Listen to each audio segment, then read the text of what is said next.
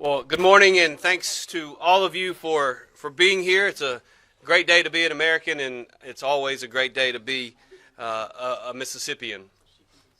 Today, I am announcing a new initiative in partnership with Accelerate Mississippi, the Mississippi Development Authority, and Amazon Web Services. The new initiative, dubbed the Mississippi AI Talent Accelerator Program, is a strategic investment in Mississippi's future workforce and economic competitiveness by fostering the development of artificial intelligence, machine learning, and related technical capacities across the state's institutions of higher learning to help support the expansion of AWS in Mississippi. Additionally, this effort reflects a public-private model that not only meets the workforce goals of our partner, AWS, but also creates the training infrastructure that benefits the broader technology and information infrastructure sectors. Led by the Accelerate Mississippi and the Mississippi Development Authority, the new program will invest approximately $9.1 million in MMEIA funding grants across multiple institutions with a focus on sustainability, private match leverage, faculty development, and tangible workforce outcomes. This effort will stimulate the development of workforce programs that address the skill development demands of the AI sector, and each institution will seek private funding and resources in addition to this initial state support. Before I announce the grants that I've approved, I want to touch on Mississippi's strategy for artificial intelligence and machine learning workforce development. I had the opportunity just last week to speak at an AI conference and laid out the reasons why I believe that Mississippi is uniquely positioned to benefit from this particular sector. Our strategy is focused around 5 core pillars. First, AI and machine learning infrastructure by investing in human capital infrastructure. We want to build a skilled workforce for foundational infrastructure roles. This initiative will be key to those efforts. Second, AI and machine learning literacy for Mississippians. In the past, you've heard me discuss the unlimited potential our state and our people have. To reach our full potential and for Mississippians to excel in the jobs not of the last 50 years, but the jobs of the next 50 years, it's vital that they have, at a minimum, a basic understanding and competency in AI and machine learning. Third, education and industry-specific use cases. We want to align AI education with industry-driven applications. In other words, we want to train Mississippians on the things AWS and the AI and machine learning industry actually needs. Fourth, upskilling for product innovation. We want to enhance skills for those creating new tools and technologies. And finally, research infrastructure. Through this initiative, we will help support the capacity for AI and machine learning innovation and technology advancement in the great state of Mississippi. Now, the newly established AI Workforce Readiness Council, through the State Workforce Investment Board and Accelerate Mississippi, will facilitate this collaboration. The council will be chaired by Dr. Colin Napier of the Mississippi Artificial Intelligence Network, and each awardee will appoint a designated representative to actively participate in the council. This approach ensures the establishment of a robust communication channel that provides consistent and direct messaging to all community colleges, as well as four-year colleges and universities across Mississippi, ensuring communication back to Accelerate Mississippi, back to MDA, and ultimately back to the governor's office. By doing so, this program aims to foster alignment and synergy between educational institutions and workforce readiness initiatives. At this time, I am proud to announce the awardees of these grants. And I'd like to personally thank, and I know others will as well, but I'd like to personally thank all of our partners at Mississippi's institutions of higher learning, many of whom are standing with us here today. First, Alcorn State University will be receiving $1.15 million to train individuals in Southwest Mississippi on digital literacy and artificial intelligence fundamentals, which will help to ensure that trainees have access to the technological economy being created in our state. This funding will also allow for the deployment of telehealth resources through ASU's School of Nursing to improve healthcare access to underserved rural communities. Next, Belhaven has been awarded $390,000 to hire a dedicated AI program chair and to integrate AI content into its online MBA curriculum, ensuring working professionals have practical, industry-aligned AI skills. Jackson State University will be receiving $1.3 million to launch an executive on-roster program to engage AI experts and provide real-time industry insights, ensuring that workforce participants have relevant and appropriate skills. Jackson State student consulting teams will partner with Millsaps College to deliver AI-powered small business support to cultivate tech-driven startups and enhance Mississippi's small business ecosystem. Millsaps College will be receiving $1 million to build off an existing private investment. Millsaps will establish an endowed chair in AI and emerging technology. Additionally, through the ElseWorks student consulting program and in partnership with Jackson State, Millsaps will work to assist small businesses with AI integration. Mississippi College is receiving $723,000 to leverage existing private funding. Through private and public funding, MC will create a 12-hour certificate and a 6-hour micro-credential in their School of Law to ensure Mississippi's future and current lawyers have knowledge needed to thrive in the AI and machine learning-enabled world.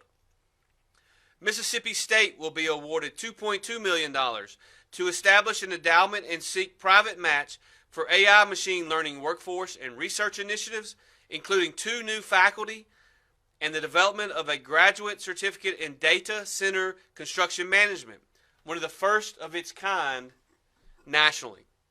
The University of Southern Mississippi has been awarded $1.24 million to establish Maritime AI Innovation Lab to accelerate AI adoption in Mississippi's blue economy. It will focus on port efficiency, vessel safety, and supply chain optimization. Additionally, USM will launch a master's degree in robotics and intelligent systems. Funding includes support for faculty, graduate researchers, and critical GPU infrastructure. USM will also establish an endowment and seek a private match to support AI and machine learning research and the application of innovations. Finally, Tougaloo College will receive $1.08 million to hire new AI and machine learning faculty and to establish an endowment. This will help to ensure students in all programs have access to appropriate AI and machine learning related concepts. Now, I'd also like to highlight a handful of other institutions of higher learning that did not receive funding in this particular round, but are still playing a major role in the Mississippi AI Talent Accelerator program. First, Colin Community College, Natchez campus. Colin is utilizing funding from existing sources, but is still working through the initiative. At the Natchez campus, they're working to coordinate activities with Alcorn and others in Mississippi's Southwest region. There, Colin will launch a regional AI infrastructure training hub, integrating cloud systems, cybersecurity, and digital platform skills into all career and technical education programs. In addition, Colin will host an annual information infrastructure summit, bringing together industry, education, and government leaders to strengthen regional workforce partnerships. I feel like I should point out, as I have done before, that Colin did just win the national championship in women's softball, and we're going to win the national championship here in Mississippi in training our workers for the jobs of the future. Next, Mississippi Gulf Coast Community College will use $1.4 million from existing sources to train 100 AI-certified workers to fill high-demand jobs and fuel Mississippi's tech-driven economy. They will also launch real-world AI projects with public and private partners to solve challenges and position Mississippi as a leader in innovation. Hines Community College is working closely with us and utilizing federal community project funds to create needed assets on their campuses. They're creating or already have partnerships with several funded entities. And finally, the University of Mississippi is supporting enhancements with AI in narrative intelligence and biomedical enhancements, and they will continue to work alongside Accelerate Mississippi and Maine to further AI education and research in our state. I'd like to thank all of our partners at Mississippi's Institutions of Higher Learning for their willingness to work to make this happen and for their partnership. I have no doubt that together, Mississippi will be a dominant leader in the fields of AI and machine learning. At this time, I'd like to turn it over to Accelerate Mississippi Executive Director Courtney Taylor to say a few words. Courtney? Thank you. Governor, thank you for this opportunity to speak on behalf of Accelerate Mississippi, and thank you for your leadership and vision in all of this. Over the past 18 months, our deep partnership with Amazon Web Services has produced programs that both will impact Amazon directly, but also will impact our workforce for years to come. We've deployed training solutions with urgency that are moving Mississippi forward to be able to tackle these challenges.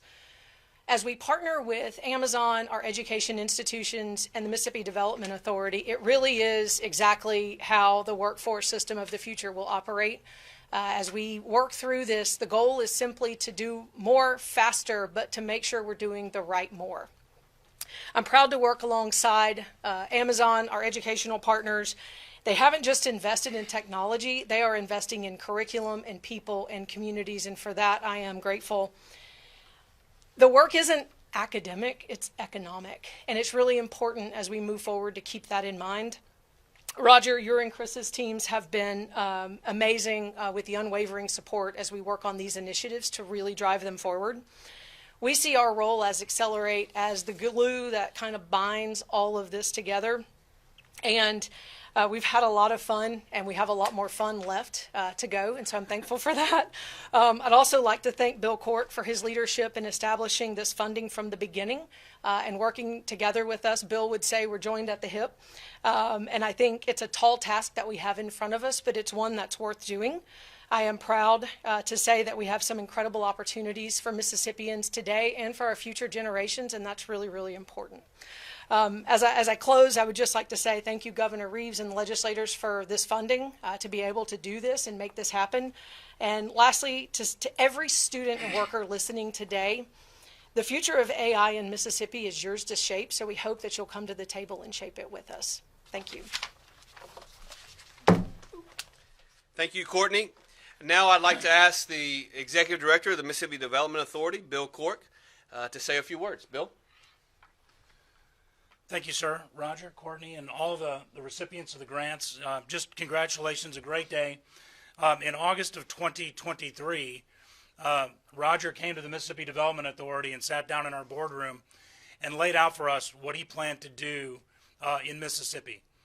And one of the things that we took to heart when we had that conversation was we wanted to make sure that this wasn't just about a massive capital investment and a win for the company, which we knew it would be, but whether it could be a win for all Mississippians. And how do we make that happen? And so we had a conversation in those first meetings about what we needed to do as a state to rise to the moment and to make sure we enfranchised all Mississippians into this new AI, machine learning, cloud computing, cybersecurity cluster. And although Roger didn't ask us for any financial help for workforce training, we sort of insisted on it and said, no, we want to be that partner. What you're seeing today is just a piece of an over $30 million investment that the state approved in workforce development associated with this project. This $10 million was something that we extended the opportunity to any institution of higher learning, any community college, private college, public university. We wanted the best and brightest ideas from all over the state to come forward and participate. We had over $20 million worth of requests. We got that narrowed down and synthesized into this almost $10 million budget. And with the leverage that we'll receive from these institutions, their private benefactors and others, we think we're going to have a massive multiplier effect. So this is 2 years worth of work almost coming to a head. I'd just like to thank everybody who's participated so far. We're only just beginning, and I hope that the citizens of Mississippi will be the principal beneficiaries of all that we're doing here today. Thank you, Governor. Thank you. Thanks, Bill.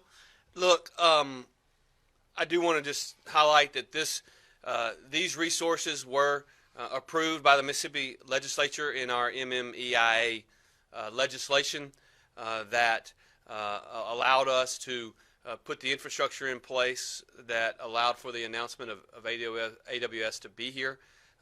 They have been an incredible partner from day one. They really, I think, will tell you that they like Mississippi because we like to get things done. And we build things here, and they're spending a lot of their own money building a lot of buildings in Madison County, Mississippi right now. And for that, we are extremely grateful. And what today is about an initiative that gives us a leg up on our competition as we move to the future. With that, I'm going to ask Roger Weiner, from AWS, to come and address the group. Roger. Thank you. Thank you, everybody. I really appreciate this opportunity to be here and the opportunity to thank Mississippi writ large for its leadership today. It was, as Bill and the governor have said, it was just over a year ago where we broke ground to celebrate the partnership between AWS and the state of Mississippi. At that time, I talked about how Mississippi would have an ever-increasing opportunity to seize leadership in the technology future. But these outcomes don't occur by chance or by accident, but because of deliberate policy, economic development, and educational choices that were made by many leaders to compete and not only attract the opportunity and us to Mississippi, but also the technology. And the state now has the opportunity to realize that promise, and that's exactly what we're discussing today. Since our announcement last spring, we've partnered with the K-12 system, the two-year college system, as well as Accelerate Mississippi. And in that time, we've deployed programs across the state that have given 6,500 different learners an opportunity to matriculate through those programs, as well as over 1,000 educational workforce development partners to go through those programs. But today, we're honored to talk about the next path in that journey, or the next stepping stone in that journey, and that is the Mississippi AI Talent Accelerator.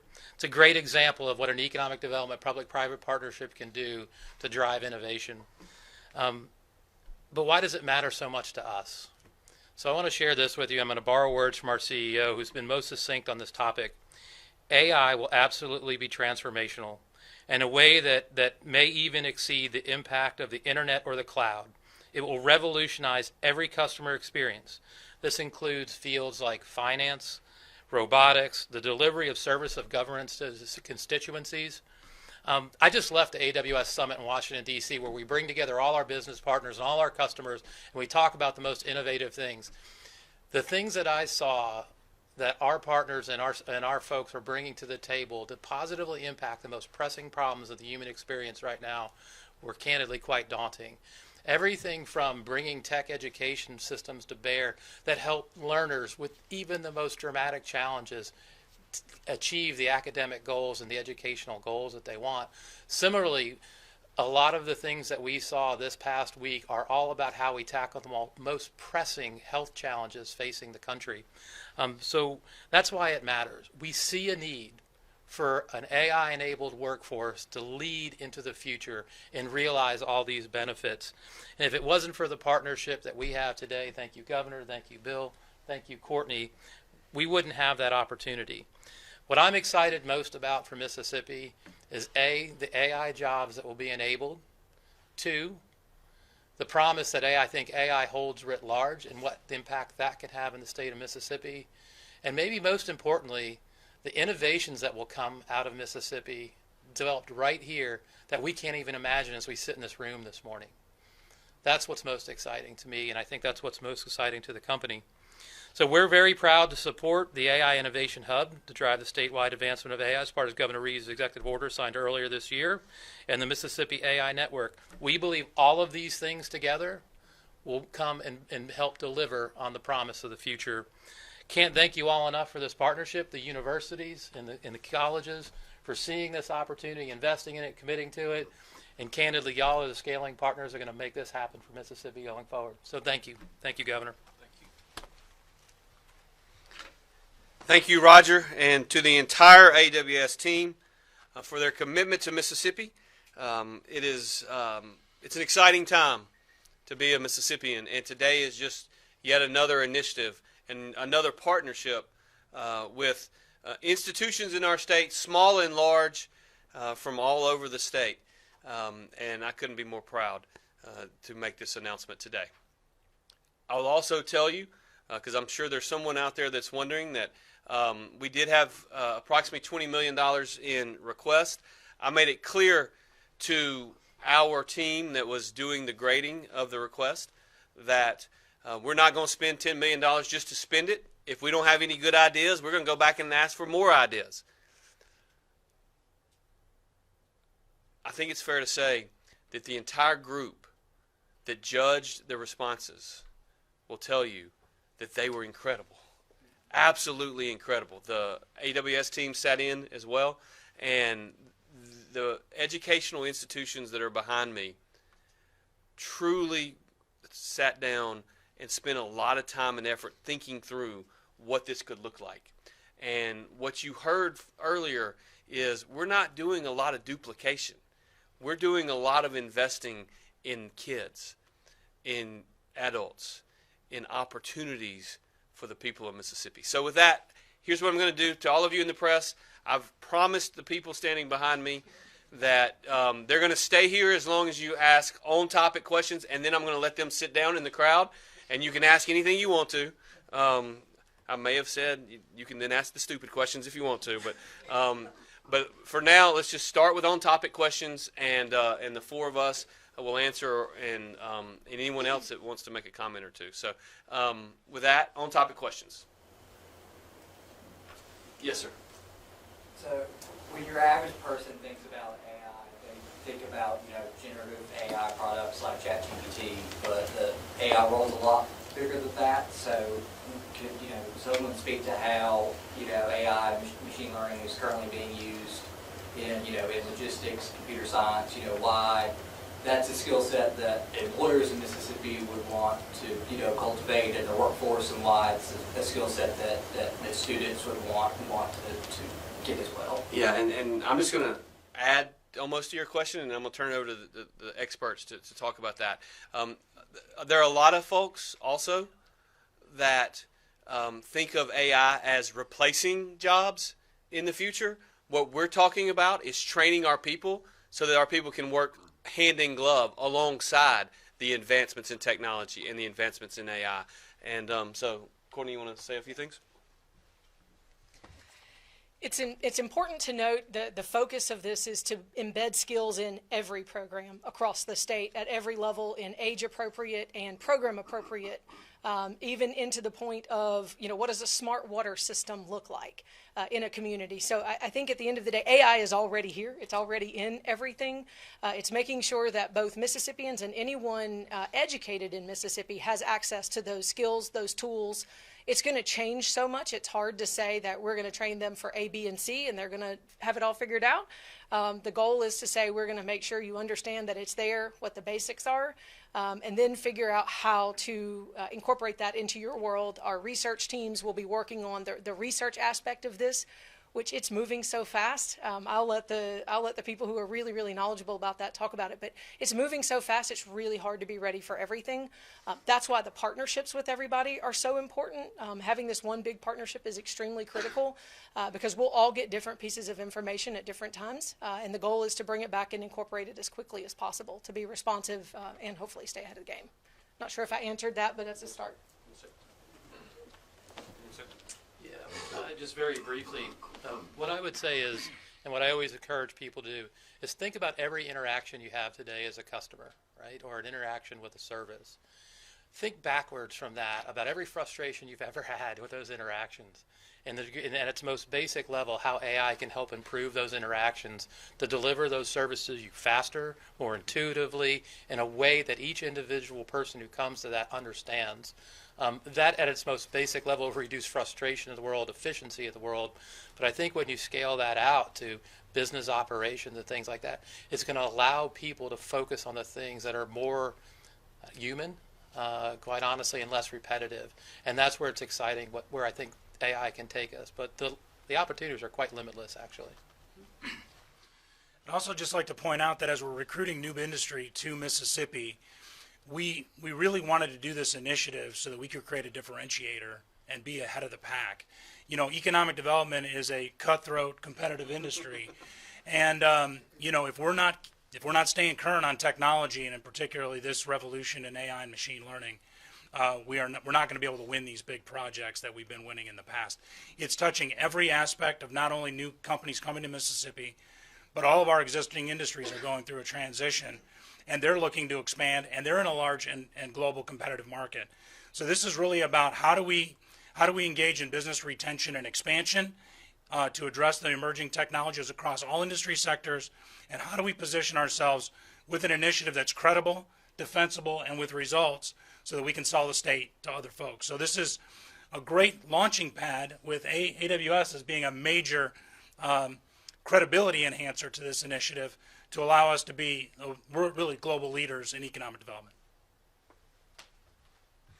Yeah, and I'll just follow that up by saying that everywhere I go now, whether it's in a one-on-one meeting with a CEO or to a conference focused on AI, to a conference focused on economic development with the Department of Commerce recently, Mississippi is known as the state that made that $10 billion announcement last year with AWS, and it's given us tremendous credibility, and it's made a lot of people around the country and around the globe take a second look at us, and it's helped us. Y'all have heard me say this many times before. Success begets success, and what we're trying to do here is take advantage of some of the successes that we've had, build on them, and build for the future, build for the next win here in our state. Yes, sir. Governor, the funding announced today is obviously going to institutions of higher learning, but have there been conversations or plans to invest this level of funding for AI and machine learning research into high school career technical centers?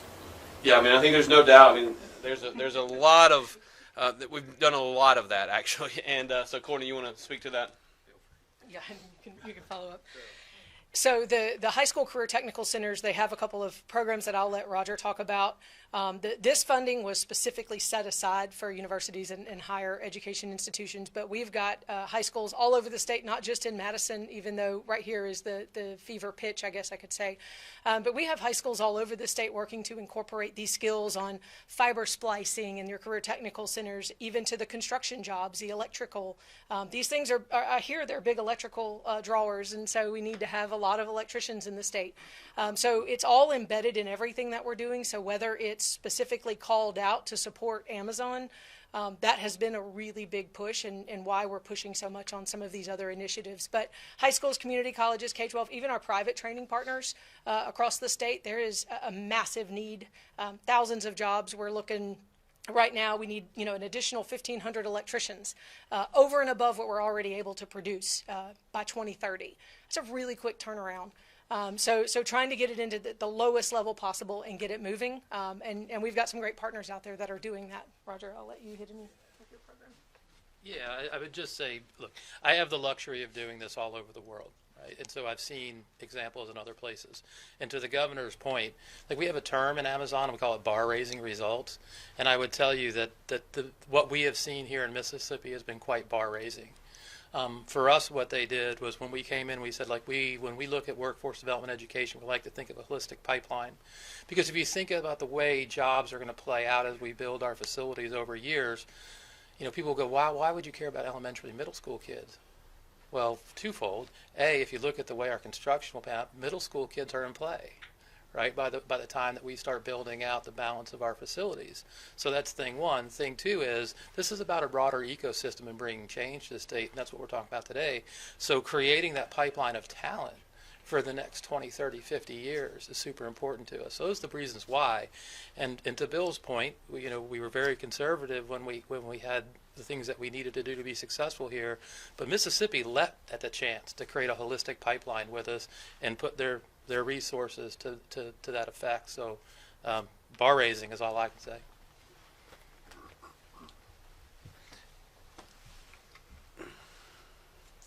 Yes, sir. Ross. And maybe this goes to one of the academics, but how does this change how schools, universities, colleges recruit students as we move forward? Instead of recruiting people for English degrees, we're now recruiting kids to come be in AI. It's a great question. Anybody want to try it? I have a thought. Yeah, go for it. I don't like to do this, and here I am doing it. So I think the thing to keep in mind is AI is so embedded in everything that even your English degrees are going to need it. Your art students, they're going to need to be able to tell the real from the fake. Can you spot where AI is included in everything? So as our partners are maybe thinking through if they want to answer, I think it's really, really critical, and it is embedded in everything we're doing. That every single student gets that exposure. I don't know if that's how it's being handled in other states. I think if we were all left to our own devices, we would pick our muscle memory and we would do the thing. We would create a new master's program, a new bachelor's program, all that stuff, and that's all great. But our focus is on putting it in everything, ubiquitous, and that's going to take time, and it's going to take a lot of really smart people figuring it out. So I think to summarize here, I would say, it's going to be in everything. It's got to be in everything, and it's got to be broad enough to help all of the degrees figure out how they're going to use it. And that's when we say program specific, program appropriate, because it's going to look different in every different program. Thank you. I'm giving you a chance to have the podium. You may not want it. Let me just sum it up this way. When we say we are working to create a holistic approach, that holistic approach includes, to the previous question, K through 12, community college, institutions of higher learning, and lifelong learning, because there are a lot of people that are 30 or 40 or 50 years old right now that are going to need to learn some skills around AI. But when we talk about a holistic approach, we also mean across every discipline within our institutions of higher learning, across every opportunity within our community colleges, across every high school, but also every kid in high school. And by the way, it's going to be a heck of a lot easier for them than it is going to be for me, because they know a heck of a lot more about technology than I'll ever think about knowing. But we want to make sure, and it's not just a holistic approach, it's the coordination and the collaboration of all of these individuals here. We've got a lot of great schools in our state, and they all do a lot of great things. But where we can get all of us pulling in the same direction to make sure that we're taking that holistic approach is where we can make a huge difference for the future of Mississippi. Yes, sir. Governor, there are moves in Congress to prevent state and local governments from regulating AI. Do you support such moves? I was asked that question the other day on a national show, and what I would say is, generally speaking, I'm not a big fan of the federal government telling states what they can and cannot do. However, I do understand the desire, specifically from the industry, to have consistency in terms of a regulatory environment.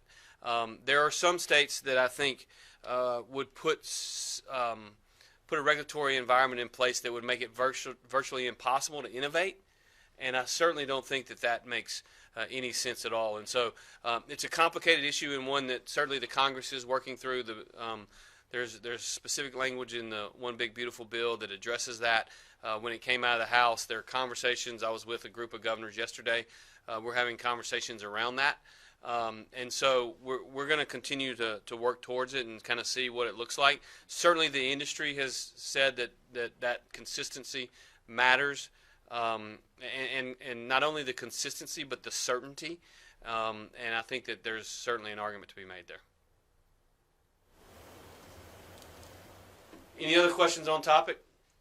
If not, I just want to thank all of y'all for your efforts and look forward to continuing to work with you. And I will let you sit down or go to the back of the room, and then I'll open it up to other questions. So thank you. Appreciate it, sir. Thank you so much.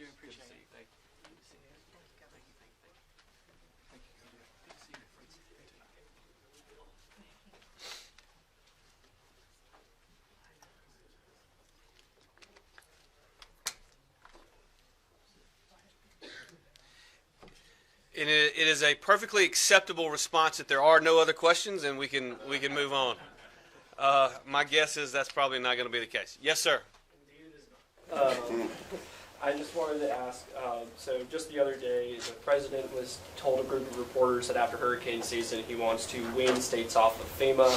Just want to ask, since your time in office, there's been a number of devastating storms. There's been a number of disaster declarations. How equipped is the state to handle a larger share of its disasters that FEMA has in the past been able to come in and provide federal aid for? So thank you for the question. I literally met with Secretary Noem yesterday afternoon and talked through exactly what the president is looking to do. I will point out that President Trump signed an executive order back several months ago, which really gave a landing pad, and so I confirmed with Secretary Noem yesterday that until there is either additional action by Congress or an additional executive order by the president, that there is going to be business as usual with respect to FEMA during this hurricane season. There's some things that all agencies in the federal government do particularly poorly, and there are some things that some agencies do particularly well. We talked yesterday as an example. One of the things that we in America do really, really well is our EMAC system. Our EMAC system is the system wherein if there is an emergency in any other state and there is an unmet need, then that state can go on the EMAC system and request help from other states that may have assets, and then we can step up and do that knowing we're going to be reimbursed by the federal government. And so an example for that is last year during Helene, during some of the worst storms that we heard about for months and months, I approved Mississippi had SARS assets, SARS is search and rescue teams, in Florida, Georgia, and South Carolina. Now, the need was probably the greatest in the state of North Carolina. We had no SARS assets in North Carolina. You know why we didn't? Because the government didn't ask for it. The point is, what the president is trying to accomplish is to ensure that the American people are taken care of, that governors have more flexibility. And so what I would tell you is everybody wants to get caught up in the details of what it looks like once recommendations are made. But right now, even under the Stafford Act, which is the federal act that manages disasters in our country, it is contemplated that the response is state-managed, locally executed, and federally supported. I think one of the things that has frustrated some in my party and certainly in the administration is there are too many states that have depended solely on the federal government to do it all. And that's not going to be the case anymore. And so I think we can arrive at an agreement that does not take away the support offered by the federal government for some of these disasters. Now, there may be some changes with respect to matches, et cetera. What percentage does the federal government pay? What percentage does the state government pay? What percentage does the local government pay? But I think you're going to continue to see a system that is contemplated, that is state-managed, locally executed, federally supported.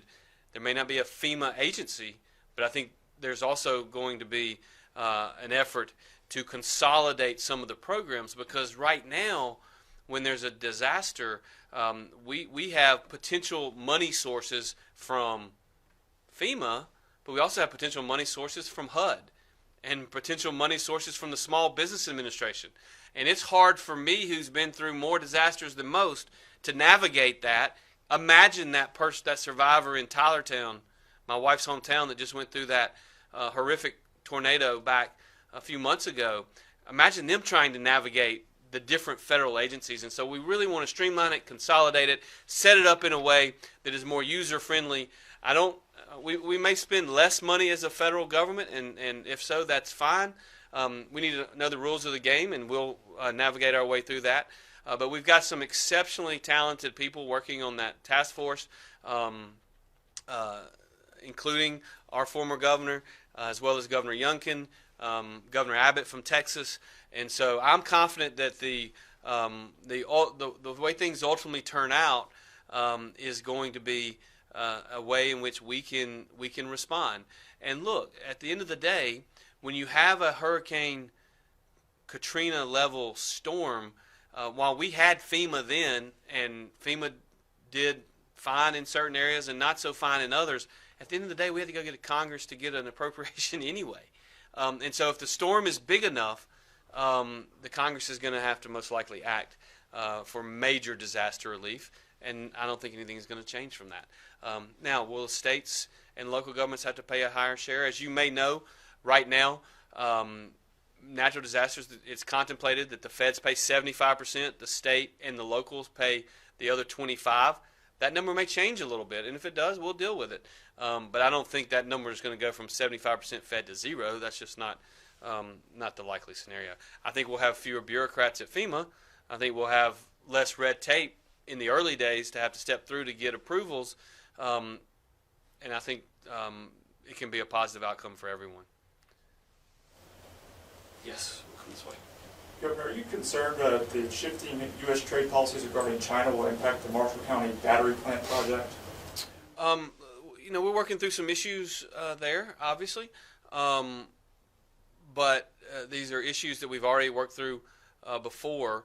What I think you're going to see is the trade policies of the Trump administration are going to create a tremendous number of opportunities for the state of Mississippi. If Bill Cork were up here, I think he would tell you that our pipeline for new capital investment opportunities is larger today than it's ever been in the history of the state. And so you're going to see onshoring, you're going to see additional manufacturing in the United States, and Mississippi is positioned very well to benefit from that, because after all, that's what we do. We build stuff. We build really big buildings for companies like AWS, but we also build cars, and we build ships, and we build other things. One of the things that I don't think I've had the opportunity to brag about this, so I'm going to take the opportunity to brag about it. It's not bragging if it's true, by the way, but an example of the kind of enhancements that can happen in Mississippi because of a major company like AWS announcing their multi-billion-dollar investment here. Within the last month, we've announced Modine in Grenada County is going to add 450 jobs at their Grenada County facility. Now, for those of you that are from Mississippi, you know Grenada County isn't that big. 450 jobs in Grenada County is a huge number of new, literally good-paying jobs in our state. You know what they do at that Modine facility? They build large air conditioners and cooling units primarily for the data center space. We would not have won that project had we not had the major investments that we're seeing going on in the Southeast. We would not have been able to produce those jobs with Courtney Taylor and her team for the company and promise them that we can get them an additional 450 people if we didn't have our workforce development strategy going the way it should go. And they never would have invested in Mississippi if they didn't think we could deliver. And so all of these things work hand in hand, and it's something that I think we're going to benefit. The trade policies, and I'll conclude with this.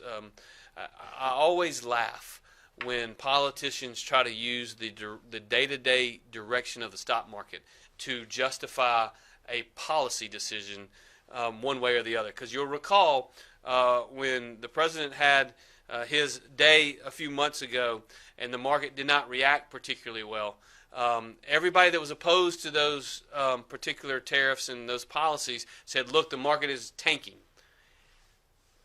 The one thing we know about the market is some days it goes up and some days it goes down. The reality is the market is higher today than it was 2 months ago, and it's not quite reached back to its peak, but it is literally within a couple of points, a couple of percentage points of being back to an all-time high. And so, again, I think that and I believe in free trade. I think it's fair to say that some of the countries with which we do a lot of trade have benefited more so than America has from these free trade agreements. But regardless, the onshoring of more manufacturing puts Mississippi in a position to benefit, and that's the reason some of us are traveling all over the globe right now, literally, to have those conversations. You know, I said at a national conference the other day that over a 3-week period, a couple of months ago, our director of the Mississippi Development Authority, Bill Cork, spent time in foreign countries in Asia, in foreign countries in Europe, and in the 3rd week he was in the foreign country of California, all trying to seek new jobs for our people. And we're just going to take advantage of this opportunity. So, Is the battery plant a done deal as far as you're concerned? I got pictures from the battery plant the other day, and it's far from being complete, but it is. They spent a lot of money on steel and going up in that facility. They've hired a lot of people in Marshall County, and I've had conversations with the individual CEOs of the three three partners, including Daimler, Cummins, and our friends at PACCAR, who, as you know, also build their engines in Columbus, Mississippi, and they are navigating their way through the current environment, but they are committed. We're going to see the truck market use EV batteries, and one of the reasons we made the partnership that we did with the 3 companies that we did is they control about 70% of the market, and so yeah, they're going to build batteries at that facility. I am confident. We've got there are issues in Washington that we are working on. I had a conversation with one of the CEOs within the last 10 days to have conversations around that, and we're continuing to work that. But yes, I believe they're going to build batteries in Marshall County. Courtney Ann? Governor, obviously you've talked about the investments that AWS has made for this project here today. We've talked in the past about how much power it's going to take to make that happen. I know that from the floor during that special session that it was discussed that exemptions from certain utility oversight to improve that speed to market. There have been some recent concerns expressed that some of the exemptions from oversight don't appear to have an end date and that they may eventually impact customer rates for things like Entergy. Do you have any comments on that deal, if that's a misassessment of the bill and of the deal that was made? Yeah, so the cost of power generation for the data centers is going to be borne by Amazon, and through the agreement that they have with the utility provider. As you know, what we did is we relaxed some time from the Public Service Commission. I would like to point out, because I think this is important, because some would like to say that the governor made these agreements, and that's fine. I'll take all the pluses and minuses of this deal, and I think I'm going to come out okay. But I will remind everyone that we had all 3 Public Service Commissioners in the room when we had these conversations, and they were supportive of economic development and economic growth. What we did in the legislation, and I think it was the right thing to do, and I think it's a model for good potential investments in the future, is we relaxed the timelines. We didn't relax the timelines. We expedited the timelines, where we gave the PSC continued oversight, but they have to make a decision within a limited period of time. We did say that because of the size and the nature of this investment, rather than the Public Service Commission determining prudency of the project, that we as a state would make the decision. And by we as a state, I mean ultimately the legislature, with concurrence by the governor through that legislation, would determine the prudency of the contract and the prudency of the investment.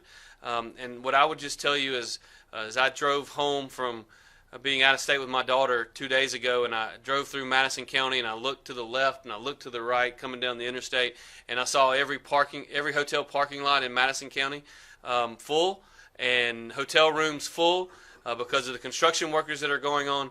I think we made the right call, that the prudency of the investment was the right thing to do, and the Public Service Commission still has ultimately oversight over any regulated utility, and they will continue to have that oversight in this project.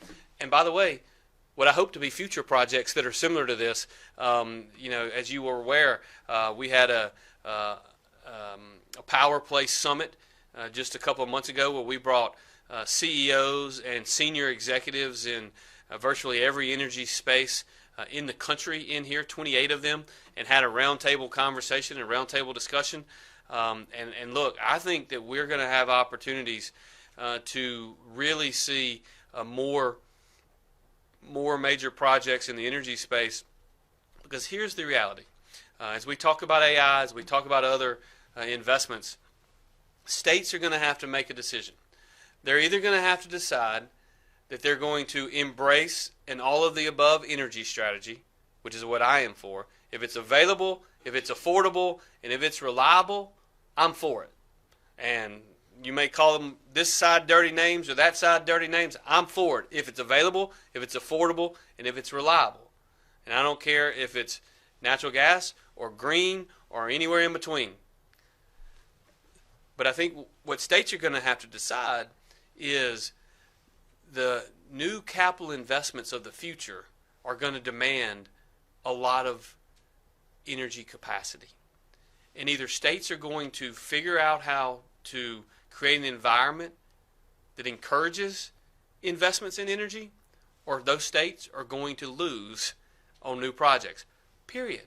And that's just the bottom line. And so, look, there's always going to be concerns surrounding any decisions that I make. But at the end of the day, I'm convinced that we're going to see huge capital investments in our state, huge jobs created in our state. And I'll just simply conclude by saying this. There are a lot of people in this room that are from Mississippi.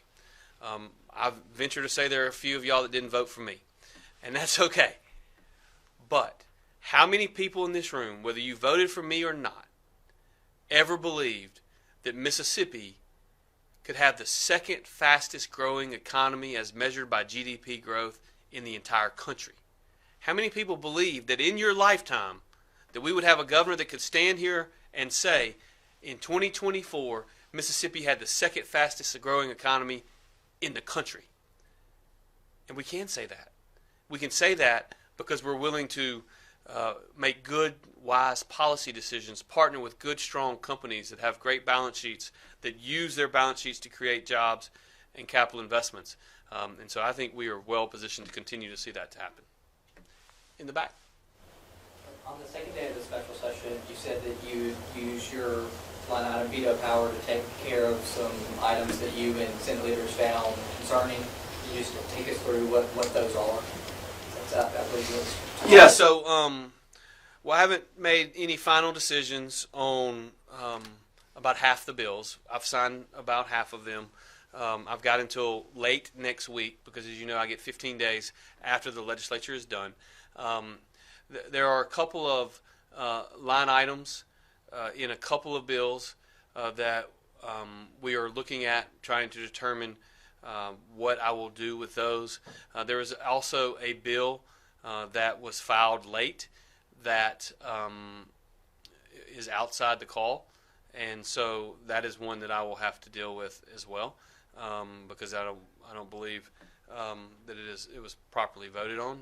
And there were, I think, if you look at the Senate conversation around that on that second day of the session, most everyone, certainly multiple people on both sides of the aisle, recognized that it was not on the call, and so executive authority in the calling of a special session is extremely important in our state. It's not only important, it's constitutional, and so we'll deal with that. But I'll have final decisions made on each of those individual bills sometime between now and the latter part of next week. Yes, ma'am. Governor, I'm sure you saw already, but Ag Commissioner Andy Gibson announced his bid for the next seat of the governor. Are you endorsing anybody at this time? I am not. I am not. Yes, sir. Do you have any thoughts on the NCAA antitrust settlement, paves the way for colleges to pay student athletes to make income? How that can... You really should not ask that question of me, because do I have thoughts? Do I have thoughts? And I've expressed those thoughts to everyone you can imagine and have for many years, because I think it's vitally important. And I'm not going to go into a lot of detail surrounding that, but I will say this: as someone who has a daughter who is going to play collegiate athletics literally within the next 30 days, it appears to me that the non-revenue sports are going to get squeezed. The sports where females are getting opportunities, there are going to be fewer female collegiate athletes in the future because of this settlement, and I think that's a crying shame. I think that it is encouraging that on this past Sunday, the head of the Southeastern Conference and the athletic director at Notre Dame met and talked with President Trump. There should be a federal solution with respect to antitrust and other issues surrounding it. And there are a lot of governors that are very interested in this, and I think we'll weigh in with the administration, and I have every intention of doing so as well. And so I'm not going to go into a lot more detail than that, but yes, it is certainly on the top of my mind. Yes, sir. On the topic of the House settlement, though, Ole Miss Athletics Director Keith Carter and Mississippi State Athletics Director Zach Selman have both released official statements on how they kind of plan to navigate this ever-changing landscape of college athletics. Have you been in contact with either of them? I have not been in contact with either of them since they've released those statements. I know both of them very well. They're both really, really good at what they do, by the way. Keith Carter has done a phenomenal job leading the athletic department at the University of Mississippi. They have been exceptionally and uber competitive in so many sports, hiring great coaches. Obviously, Zach Selman just hired the baseball coach from the University of Virginia, one of the top baseball coaches in America. And so what they are doing in those athletic programs, and so many others that are represented here today as well, is they are recognizing that in Mississippi we can compete with anyone, anywhere in the world, and that we ought to think big, and so that's something that I commend them on. Look, the reality is we're a state of 3 million people, and we have 8 institutions of higher learning. We have 2 Southeastern Conference programs, plus 6 other great institutions of higher learning within our public school system. And we got a lot of great private colleges that are represented here today. And I hope you saw that the announcement that I made today, it included major investments at lots of different schools. But the main thing I would just say is because of where we are, the amount of money that is being involved in nowadays certainly creates challenges. And those are challenges that our universities are going to have to work through. But at the end of the day, what has been proven over and over again is that we can compete with anyone, anywhere in the world, and our institutions of higher learning, our community colleges, are going to continue to show that. You probably know one of my favorite days of the year, every year, is when I get to bring one of our national championship teams to the Governor's Mansion for lunch. I've done that with every national championship team. We're working with our co-land partners, there he is, to set a date to bring in the softball team who just won the national championship. We did Northwest Community College's women's soccer team just not too long ago. And so the settlement is going to create both challenges and opportunities for all of our schools. I think the biggest thing from my perspective, and that's because I come from the private sector, I come from the private sector world, is we just need consistency and clarity on what are the rules of the game. And that is one advantage of the settlement. While it's not perfect in my mind, at least there's the potential clarity as to what the future looks like. And our athletic directors are uber talented, and they will figure out a way to navigate through that. Yes, sir. Governor, the capital city is about to begin a new leadership. Mayor-elect John Horn and House Special Revitalization Committee sent several bills to your desk, which include prohibiting camping on public property, panhandling, those things. How do you anticipate working with soon-to-be Mayor Horn moving forward to move the city? Well, look, I've known John Horn a long time. I've had a few jobs in government. One of them was lieutenant governor, and Senator Horn served 8 years, several of which he was a committee chairman. And so I am optimistic that the mayor-elect and I will work closely together. We did have a meeting recently in which we talked about some issues that I hope we can work together on. Look, here is a fact. The entirety of Mississippi is booming right now. We're seeing huge economic growth and economic opportunities all throughout our state. And the city of Jackson has obviously for the last 8 years struggled, and that needs to change. By the way, I'm not the only one who thinks that. The current incumbent mayor got 17% of the vote in his primary election. Members of his own party, 83% of them voted to go in a different direction. And so I'm optimistic that Senator Horn, Mayor-elect Horn, is going to focus on the things that matter. And if he does that, I'm hopeful that we can work very closely together. The state has invested significant resources in downtown Jackson, in the Capitol Complex Improvement District. Literally this project on State Street that probably frustrates all of you as much as it frustrates me every single day. That's a CCID project. Senator Horn understands state government processes. I know he was recently at the CCID meeting in which they talked about getting additional equipment for our firemen here in the city of Jackson. That was approved by the CCID. So I'm optimistic that we're going to have a very good working relationship. Senator Horn and I know that we're not going to agree on everything, but we also know that we're going to work together, hopefully, to do what's best for the people of Jackson. Because if we can really see improvements in Jackson to go along with the major improvements happening everywhere else in our state, it's a win-win for everybody in Mississippi. It's a win-win for our corporate partners. It's a win-win for our educational partners, and it's a win-win for our economy. And when our economy thrives, our people thrive. Yes, sir. Just kind of following on that, one of the best ways to help improve an area is economic development projects that bring in hundreds of millions of dollars in investment, if that much. Are y'all working on any types of economic development projects specifically in Hinds County that would benefit Jacksonians? Well, you well know I can't talk about specific projects. People like Roger and his team, they really like those non-disclosure agreements, and we abide by them. And so I can't talk about any specific projects. The Hinds County Development Authority just hired a new executive director. They stole that particular individual from us, and so we obviously know him well. And so what I would just say, and I think this is important, the state doesn't decide where companies make multi-million-dollar, multi-billion-dollar investments. The company decides. But I do think that it will be helpful for Jackson in terms of future economic development, for there to be, again, consistency and clarity and improvement in the city. But it doesn't take a major capital investment inside the city limits to help improve the plight of the citizens of Jackson. Today is a prime example of that.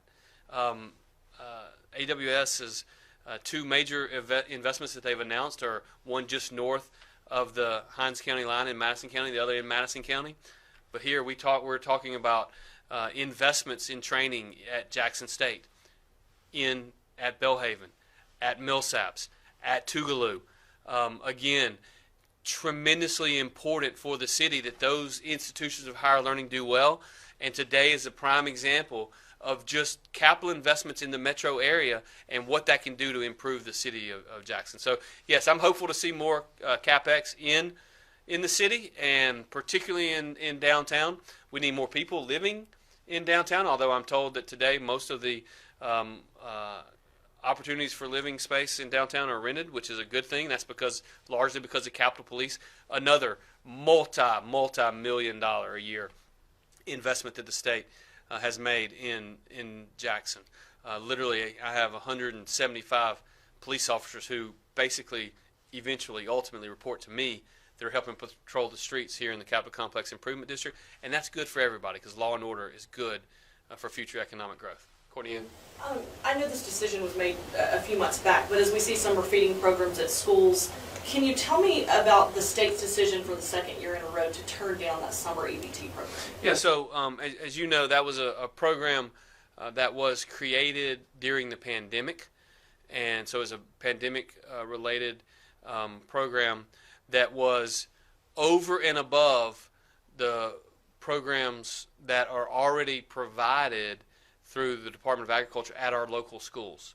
And so it is my view that for many of our kids, it is advantageous for them to take advantage of those free food programs by coming to their local schools so that adults can see them on a regular basis, so they can take opportunities to help mitigate any loss of learning over the summer. They can have those conversations, and it's also just good for adults within the school system to have the opportunity to communicate with those kids on a regular basis, and make sure that food is not just getting sent out, that may or may not be getting to the kids that actually need it and the kids that actually deserve it. And so that's a large reason why we made that decision. My anticipation is that particular program is going to go away because it was created during the pandemic, and we don't have a pandemic anymore. So, all right. Well, look, been here a while, and thanks for all of y'all for coming. Have a great day, and huge day for the state of Mississippi and our future economic growth opportunities. And it wouldn't have been possible without AWS, without our team at Accelerator and MDA, and without our partners at our learning institutions at the community college and IHL level, as well as our K through 12 groups. Really a great partnership that's going to make a difference for Mississippi for the future. Thank you all, and God bless.